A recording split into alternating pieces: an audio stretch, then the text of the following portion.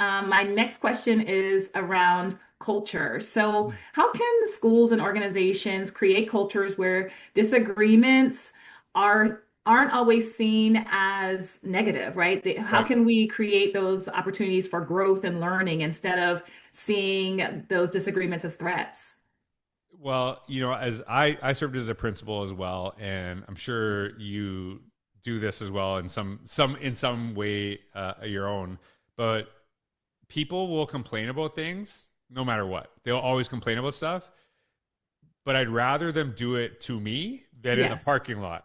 like I where I'm not and I have no idea what's going on. I want to know what's Yes. happening. And I used to say to my staff all the time that I cannot solve problems that I do not know exist. So Hmm. you don't complain about this, behind my back or something. Like if you have an issue, come tell me so I can figure this out. And I think people really were appreciated that because it wasn't, Hmm. this is not an issue. Oh no, no. It's like, hey, of course we have issues. Of course there's problems with that too. And I think that for me, doing some of the work that I do currently, consulting and speaking with districts, I go into a place, people don't know me, people don't know, I don't know them. I'm trying to figure it out. So I'll share some ideas with them and full, basically say to them, like, I don't know everything. I'm trying to figure stuff out too. Hmm. So I want you to share any questions you have, share any ideas, that you're doing already, but also challenge me and push back on the stuff I'm doing. And you should see when I do that. People are shocked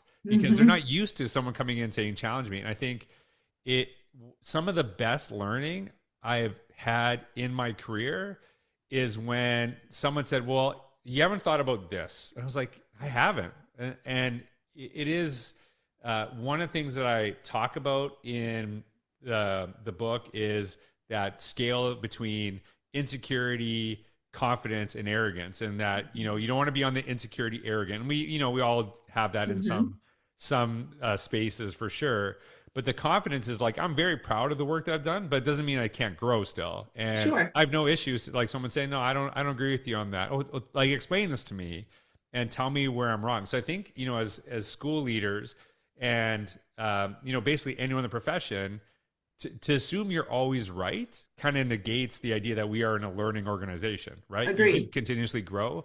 So I Yes. think, I think it's better to invite it in than for it to fester somewhere, become so Mhm. big that you can't deal with it later. Like deal with it early rather than deal with it as it gets bigger. Because when those complaints go into the parking lot, then the group gets bigger and bigger and bigger. And then all of a sudden, a problem you did not exist that was very small becomes huge.